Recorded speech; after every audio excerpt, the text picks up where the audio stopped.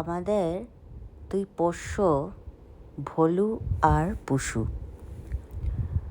ভোলুর কীর্তি আমি আপনাদের আগেও দেখিয়েছি, আবার আরেকটা নতুন কীর্তি নিয়ে চলে এলাম। আসলে ভোলু আর পুষু এরা দুই ভাই, মানে আমরাই বলি এরা দুই ভাই, এদের হাব ভাব দেখে। কেন বলি? কারণ ভোলু একটু রাজা গজা ধরনের, আর পুষু হচ্ছে প্রজা, মানে যাকে বলে কপিক্যাট। দাদা যা করবে ভাইও তাই করবে, ব্লাইন্ড ফলোয়ার। আপনারা দেখতেই পাচ্ছেন যে ভোলু আবার ক্যাটনিপ নিয়ে পড়েছে, সেই আফিম কোরদের মতো শুকছে, চাটছে। এটা ওর একটা নিজস্ব জগৎ, নিজস্ব সময়ে। এর মাধ্যমে ও বেশ খানিকটা সময় নিজের সঙ্গে কাটায়। কিন্তু মজাটা হচ্ছে পুষুর এক্সপ্রেশন দেখুন। ও কিন্তু দেখছে দাদা কি করছে। পাশে আরেকটাও ক্যাটনিপ টয় রয়েছে, কিন্তু সেটা ও ছুঁয়েও দেখছে না, দূর থেকে দেখছে দাদা তুই কি করছিস।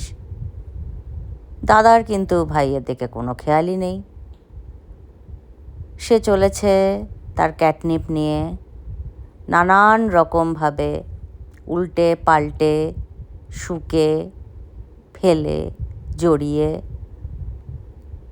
ব্যস্ত। আর পুষুর একটা ক্যারেক্টারিস্টিক হচ্ছে ও খুব কনসিয়াস। ও সব সময় ঘাড় ঘুরিয়ে এদিক ওদিক দেখবে যে ওকে কেউ দেখছে কিনা।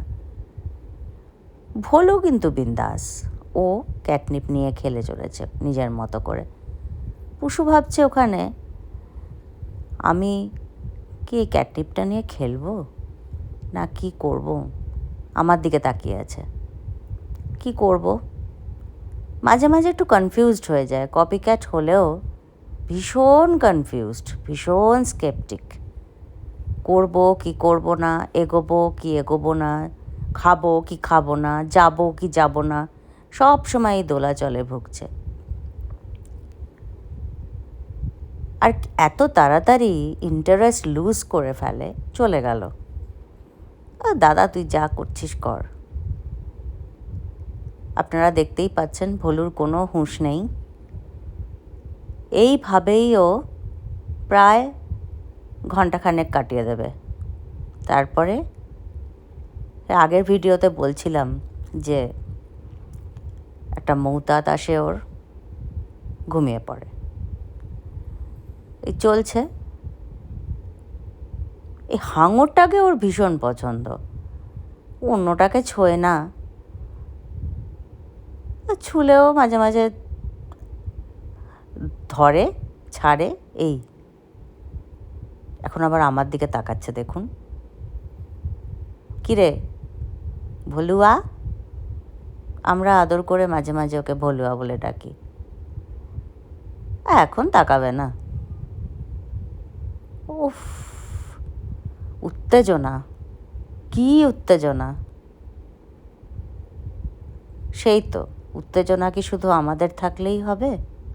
ওদের জীবনে কি কোনো উত্তেজনাই থাকবে না? না রে ভোলু, ঠিক আছে তুই চালিয়ে যা।